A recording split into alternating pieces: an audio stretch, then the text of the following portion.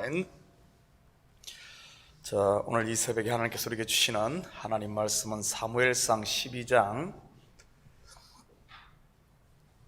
1절에서 13절까지 말씀입니다. 하나님의 말씀 사무엘상 12장 1절에서 13절, 저와 여러분이 한 절씩 교독하도록 하겠습니다. 사무엘이 온 이스라엘에게 이르되, 보라, 너희가 내게 한 말을 내가 다 듣고 너희 위에 왕을 세웠더니 이제 왕이 너희 앞에 출입하니라. 보라, 나는 늙어 머리가 휘어졌고 내 아들들도 너희와 함께 있느니라. 내가 어디서부터 오늘까지 너희 앞에 출입하였거니와 내가 여기 있나니 여호와 앞과 그의 기름 부음을 받은 자 앞에서 내게 대하여 정언하라. 내가 누구의 소를 빼앗았느냐? 누구의 나귀를 빼앗았느냐?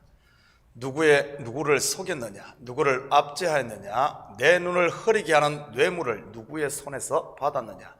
그리하였으면 내가 그것을 너희에게 갚으리라 하니, 그들이 이르되, 당신이 우리를 속이지 아니하였고 압제하지 아니하였고 누구의 손에서든지 아무것도 빼앗은 것이 없나이다 하니라. 사무엘이 백성에게 이르되, 너희가 내 손에서 아무것도 찾아낸 것이 없음을 여호와께서 너희에게 대하여 정언하시며 그의 기름 부음을 받은 자도 오늘 정언하느니라 하니, 그들이 이르되 그가 정언하나이다 하니라. 사무엘이 백성에게 이르되, 모세와 아론을 세우시며 너희 조상들을 애굽 땅에서 인도하여 내신 이는 여호와이니 그런즉 가만히 서 있으라. 여호와께서 너희와 너희 조상들에게 행하신 모든 공의로운 일에 대하여 내가 여호와 앞에서 너희와 담론하리라.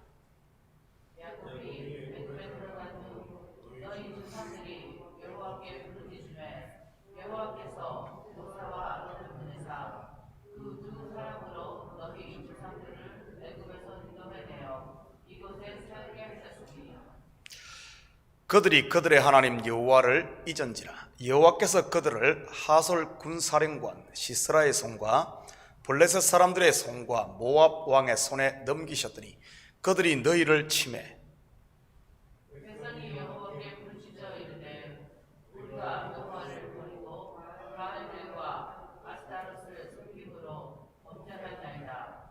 돌아오나 이제 우리를 원수들이 손에서 건져내소서. 그리하시면 우리가 주를 섬기겠나이다 하매 여호와께서 여룻바알과 베단과 입다와 나 사무엘을 보내사 너희를 너희 사방 원수의 손에서 건져내사 너희에게 안전하게 살게 하셨거늘 너희가 아몬 자손과 다마스가 너희를 싫어함을 보고 너희 하나님 여호와께서는 너희의 왕이 계심에도 불구하고 너희가 내게 이르기를 아니라 우리를 다스릴 왕이 있어야 한다 하였도다. 함께 읽겠습니다. 이제 너희가 구한 왕, 너희가 택한 왕을 보라. 여호와께서 너희 위에 왕을 세우셨느니라. 아멘. 좋은 아침입니다.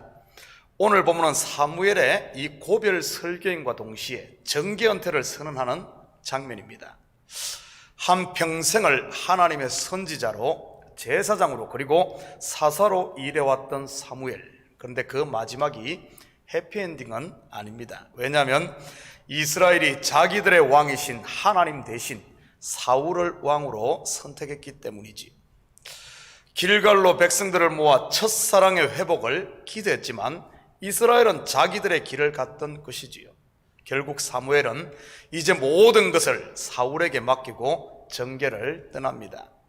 오늘 본문은 사무엘의 마지막 고별 설교입니다. 같이 보십시다. 3절입니다. 내가 여기 있나니 여호와 앞과 그의 기름 부음을 받은 자 앞에서 내게 대하여 정언하라. 내가 누구의 소를 빼앗았느냐? 누구의 나귀를 빼앗았느냐? 누구를 속였느냐? 누구를 압제하였느냐? 내 눈을 흐리게 하는 뇌물을 누구의 손에서 받았느냐? 그리하였으면 내가 그것을 너희에게 갚으리라 하니. 사무엘은 이 자리에서 백성들에게 자기의 삶에 대해 정언하라고 이렇게 요구를 합니다. 그것도 여호와 앞과 기름 부음을 받은 자 바로 사울 왕 앞에서 말이지요. 그동안 수고한 자기의 공적을 알아달라는 것일까요?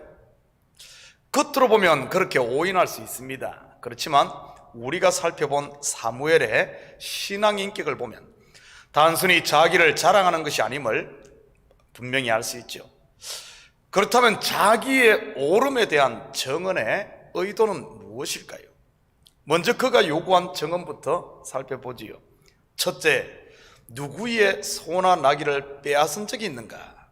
둘째, 누구를 속인 적이 있는가? 셋째, 누구를 압제한 적이 있는가? 마지막으로 누구로부터 뇌물을 받은 적이 있는가? 위에 열거한 네 가지는 어떤 사람만이 할 수 있는 것입니까? 빼앗고 속이고 압제하고 뇌물 받고 바로 힘 있는 자만이 할 수 있지요. 그렇다면 이 말은 결국 누구 들으라고 하는 말일까요? 바로 힘 있는 왕 사울입니다. 이스라엘이 사무엘에게 왕을 요구했을 때 하나님께서 사무엘을 통해 왕의 제도를 알려주었습니다. 왕은 너희의 아들과 딸들을 데려다 압제할 것이요, 너희의 가장 좋은 것들을 빼앗아갈 것이요, 결국 너희는 왕의 종이 될 것이라고 말이지요.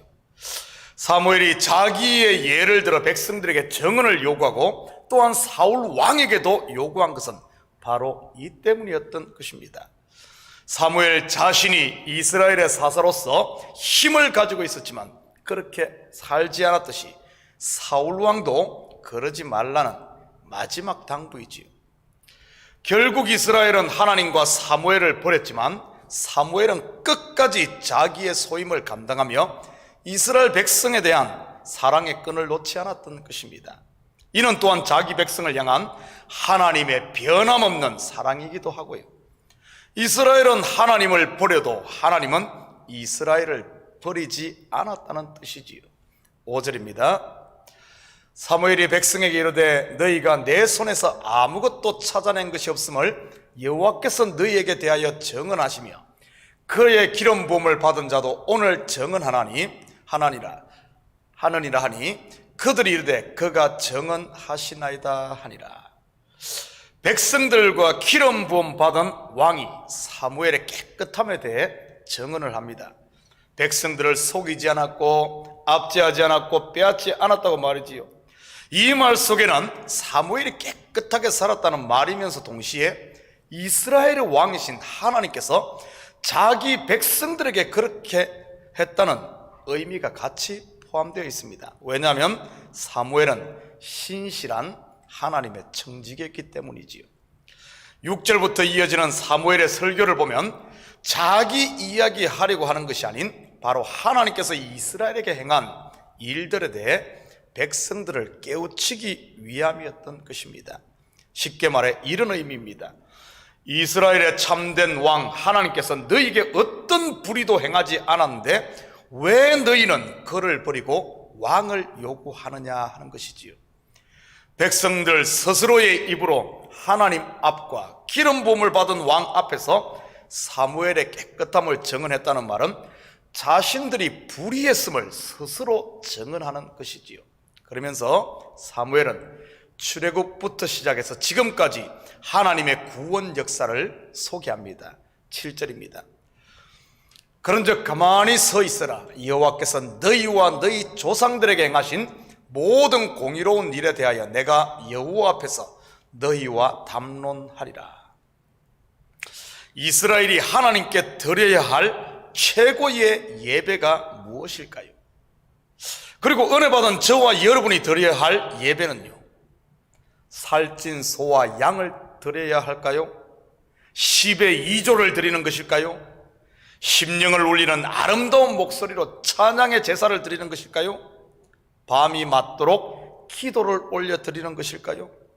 아니면 몸이 부서지기까지 봉사하며 헌신하며 드리는 이런 삶의 예배일까요? 물론 여러분이 이러한 예배를 하나님께 올려드린다면 분명 하나님께서 기쁘게 받으실 줄 믿습니다. 그렇지만 정말 하나님께서 우리에게 받으시고자 하시는 최고의 예배가 무엇인 줄 아십니까? 그런즉 가만히 서 있으라. 이 말은 아무것도 하지 말라는 말이 아닙니다. 가만히 서서 무엇을 하라는 말입니까? 바로 쉐마 이스라엘, 들으라 이스라엘아, 하나님이 너희를 위해 행하신 놀라운 일들을 들으라는 말이지요. 최고의 예배는 바로 듣는 것입니다. 믿음은 듣는 것입니다. 신앙생활은 듣는 것입니다. 로마서 10장 17절입니다. 그러므로 믿음은 들음에서 나며 들음은 그리스도의 말씀으로 말미암았느니라.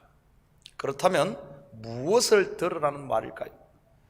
여호와께서 너희와 너희 조상들에게 행하신 모든 공의로운 일이지요. 이 소리를 듣지 않기에 두려움이 생기는 것이요, 이 소리를 듣지 않기 때문에 남의 떡이 더 커 보이는 것이지요. 우리가 들으려고 하면 어떻게 해야 합니까? 가만히 서 있어야지요. 믿음은 바로 가만히 서 있는 것입니다. 여러분 생각에 가만히 서 있는 게 쉬울 것 같습니까? 아니면 이것저것 하는 게 더 쉬울 것 같습니까? 가만히 서 있는 게 쉬울 것 같죠? 아닙니다. 이것저것 하는 것은 누구나 다 합니다. 그렇지만 가만히 서 있는 사람은 믿음이 없이는 할 수가 없는 행동이지. 또한 이 믿음은 하나님의 말씀을 듣지 않고는 생기지가 않고요.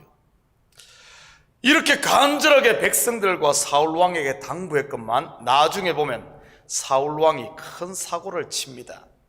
아말렉을 진멸하라는 하나님의 명령을 근성으로 들음으로 말이지요. 같이 봅니다. 사무엘상 15장 22절에서 24절입니다. 사무엘이 이르되 여호와께서 번제와 다른 제사를 그의 목소리를 청종하는 것을 좋아하심 같이 좋아하시겠나이까? 순종이 제사보다 낫고 듣는 것이 순양의 기름보다 나으니 이는 거역하는 것은 점치는 죄와 같고 완고한 것은 사신 우상에게 절하는 죄와 같음이라. 왕이 여호와의 말씀을 버렸으므로 여호와께서도 왕을 버려 왕이 되지 못하게 하셨나이다 하니 사울이 사무엘에게 이르되 내가 범죄하였나이다. 내가 여호와의 명령과 당신의 말씀을 어긴 것은 내가 백성을 두려워하여 그들의 말을 청종하였음이니이다. 어찌 이것이 사울 왕만의 이야기겠습니까? 혹시 내 이야기는 아닙니까? 특히 요즘 시대가 가만히 서서 듣는 것을 가장 힘들어하지요. 새벽 설교 보통 한 17분 정도 하는데도 몇 번씩 여러 나라를 여행하고 오잖아요. 그거 무슨 꿈나라라고 하나요? 거기 말이지요. 주일 설교도 26분 정도 제가 합니다. 어떤 분들은 26분 동안 26개국을 여행하고 오는 사람도 있는 것 같습니다. 한번 꾸벅하면 일본 갔다 오고 또 꾸벅하면 중국 갔다가 인도 갔다가 오잖아요. 가만히 있어서 하나님의 말씀을 들었더라면 믿음이 생길 것이고, 믿음이 생기면 누가 뭐라고 해도 담력이 생기지요. 그런데 사울은 하나님의 말씀을 듣지 않으니 그 속에 두려움이 생기고 하나님의 말씀 대신 백성의 말을 들었던 것이지요. 그 결과가 어떻게 됩니까? 왕이 여호와의 말씀을 버렸으므로 여호와께서도 왕을 버려 왕이 되지 못하게 하셨나이다. 오늘 본문에 이스라엘도 똑같은 죄를 범했던 것입니다. 12절입니다.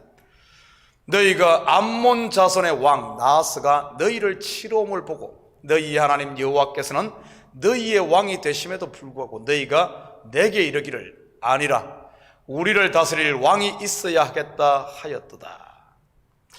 애굽의 종으로 살던 이스라엘, 모세를 통해 출애굽한 이래 하나님이 세우신 많은 종들과 사사들을 통해 그들을 구원해 안전하게 살게 했지요. 그런데 하나님의 말씀 듣기를 거부한 이스라엘, 암몬 왕 나하스의 침공에 두려워 떨므로 결국 하나님의 소리가 아닌 자기 욕망의 소리를 들음으로 왕을 구하는 죄를 범하고 말았던 것이지요.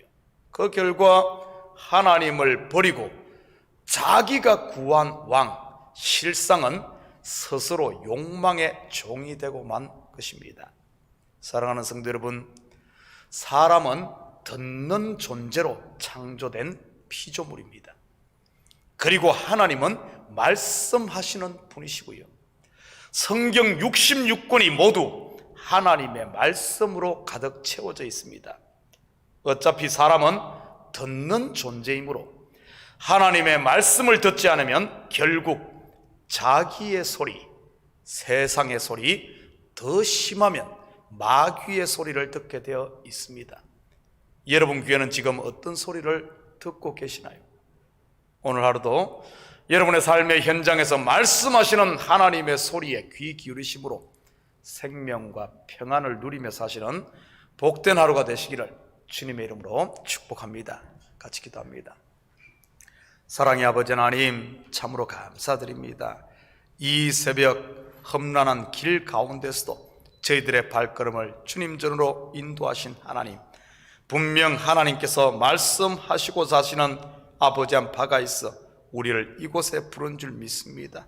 이 새벽 기도할 때 아버지 하나님, 주님의 음성을 듣게 하시고 우리를 향하신 주님의 그 사랑과 아버지 하나님 바라시는 바를 알아 그 말씀 앞에 순종함으로 생명과 평안을 누리는 오늘 하루 삶이 되게 도와주시옵소서. 또한 우리 마음을 주님 앞에 드림으로 아버지 하나님, 우리의 기도가 주님 앞에 상달되게 하시고 주님과 마음이 서로 통하는 이 새벽 될 줄 믿사오며 이 모든 말씀 예수님의 이름으로 기도드립니다. 아멘.